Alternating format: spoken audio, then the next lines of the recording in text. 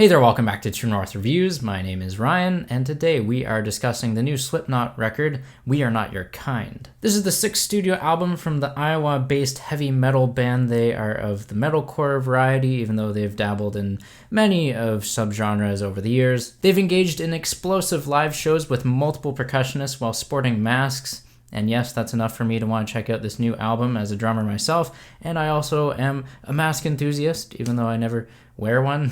As a band, Slipknot, they've seen many lineup changes over the years. They've now settled upon 9 members at the time of this album's release, including the lead singer, Corey Taylor, who has taken charge of the vocals since 1997. It's been 5 years since we've heard from Slipknot in their last record, The Gray Chapter, which acted as a tribute to their bassist Paul Gray. Now, stylistically, over the years, Slipknot have incorporated sounds of death metal, nu metal, thrash and speed, hardcore, as well as some sample-heavy soundscapes in their later discography. This new album lands itself in the metalcore category while it throws in some elements of experimentation, as we see with the opening track, Insert Coin. This one sounds like an alien has descended upon humanity. We have these unearthly noises that splash over the mix, possibly hinting at that experimentation that is going to be had on this album, fusing elements of metal and electronic. We move on to the second track, Unsainted, which is by far my favorite song on this album, one of my favorite songs of the year. This is one of the singles, and I would say it's the easiest song to listen to on the album if you find yourself not really tempted to listen to metal. Really, this song just strikes a chord for me, and it is like the poster child of metalcore. We have the perfect balance of guttural screams, crunching guitars, and soaring melodies, which are really anthemic. Unsated also unleashes one of the best drum performances of the year from none other than Jay Weinberg. And the last thing I really gotta say about this track that I really love about it is how empowering the lyrics can be about enduring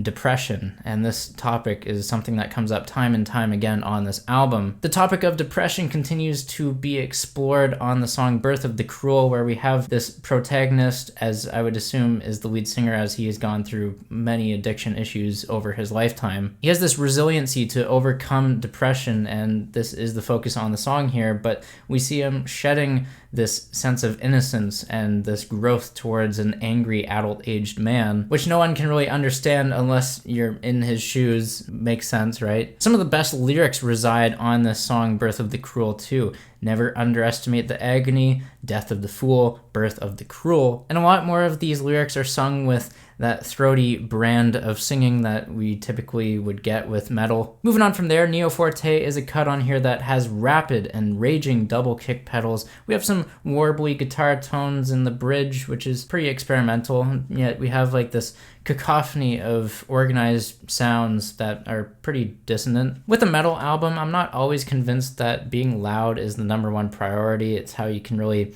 juxtapose it with the softer moments, and we do get a song on this album that can sure do that. The song's title is Critical Darling, as we have this bridge section which slows things down with that softer counterpoint dynamically, only to splatter itself with an organ and squealing synthesizer that rises in pitch. The visceral sections fueled with the atonal guitar riffs and monstrous drumming are still here, as you would expect from metal. It's just that they are offered with this stylistic blend of a scaffold upon which they operate. Transitions between tracks on this album is another strength for Slipknot here. A Liar's Funeral kind of picks up the ruins and what was left on the previous track. More particularly on A Liar's Funeral, we are greeted with progressive sections of singing and acoustic guitar strumming, which oddly makes Slipknot feel like they are being influenced by King Crimson of all bands. However, quickly the metal influence is thrust over the track with this revolt against liars of society, the ones that weren't always there to pick you up when you're down and feeling depressed. If you're looking for high octane energy on this album, I'd recommend the song Red Flag, as it has the snare of the drums provide the energy for this apocalyptic rager. The abrasive and grimy guitars flood the mix, which is really just jammed full of screeching samples. Again, the electronic influence. The song is like being crushed by an unstoppable freight train. It's just like the tempo and the fury that come together on this composition. It's a spectacle. Then we move on to an instrumental, What's Next, which sounds like elevator music with a chimey piano and faint drum pattern. This song cuts to Spiders, which is one of my favorites on the album. It opens with this System of a Down like chill and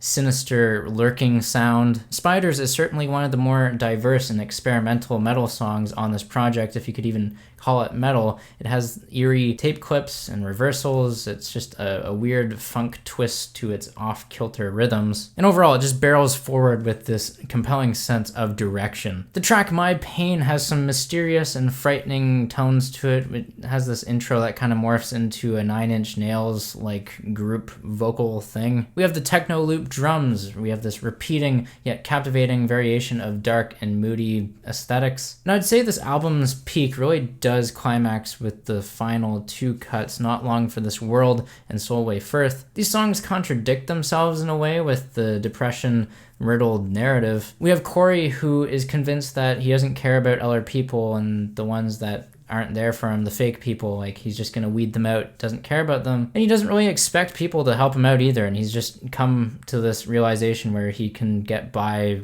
knowing what he has learned and gained along the way of his life. Doesn't stop him from criticizing those people though, as he shows time and time again on these songs. Overall, with this new Slipknot record, I would say it's varied sonically. It keeps me interested. We have some influences of industrial, funk, and electronic. Dynamically, it's pretty diversified. We have some haunted, violently loud and suspenseful parts where we have these interludes or extensions to songs that just have extra parts added onto them. It really does keep me wanting more. However, the detriment to this album, which really holds it back from being a great album and not just good in my eyes at least, is some of the metal conventions that we've come to know with the genre. You know, the harrowing atonal guitar chords and the blast beats. Some of them do come across as forgettable, like B-side quality on a couple of songs. I think of Orphan as one, but I have to give it to Slipknot. They are a band that have remained together for 20 plus years when they've gone through so many changes themselves, and they're talking about topics that are stigmatized, as in depression, and it seems like they got their finger on the pulse of it, and they're talking about the things that would open up conversation about it in a positive manner. Of course, the screaming and all that stuff for metal music, that's up to you if you want to listen to it, but at least for me, the story is really engaging, and there's a lot of songs in here that I find really entertaining. I'm feeling a 7 out of 10 on Slipknot's We Are Not Your Kind. Sound off down below in the comments. Let me know what you think of it. I think it's a good listen, and for me, not being a huge metal fan, it will be one of my favorite metal albums of the year for sure. It's gonna be hard to pinpoint where it will be for like favorite albums of the year, but still a good listen. Leave a like, subscribe if you're new in town. Thanks for watching, and as always, have a rockin' day.